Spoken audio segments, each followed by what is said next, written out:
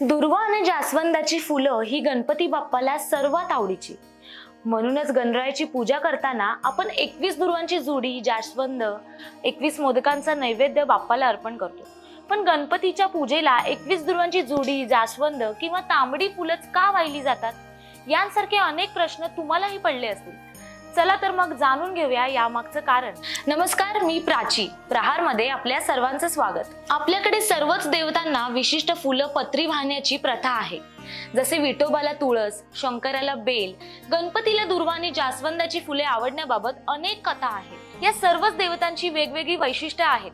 ते तत्व आपल्यापर्यंत जास्तीत जास्त पोहोचावं यासाठी आपण त्याचं पूजन करतो, उत्सव साजरे करतो. दुर्वामध्ये श्री गणेशाचं तत्व जास्तीत जास्त प्रमाणात आकृष्ट करून घेण्याची क्षमता असते. त्यामुळे गणपतीला दुर्वा वाहिल्या जातात. या दुर्वा शक्यतो कोवळ्या आणि लहान आकाराच्या एकत्र जोडी करून वाहाव्यात.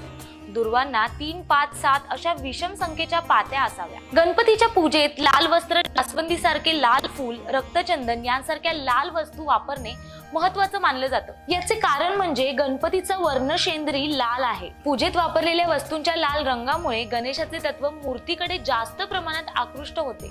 सर्वच देवतांना सर्व प्रकारची फुलं पत्री वाहिली जात नाही. पण पार्थिव गणेश पूजनाच्या व्रतामध्ये गणेश चतुर्थीच्या दिवशी अशी पत्री वाहिलेली चालते असं सांगितलं आहे. एखाद्याने रोजच व्हायची ठरवल्यास तसंही करता येईल, पण या दिवशी वाहण्याचं विशेष महत्त्व आहे.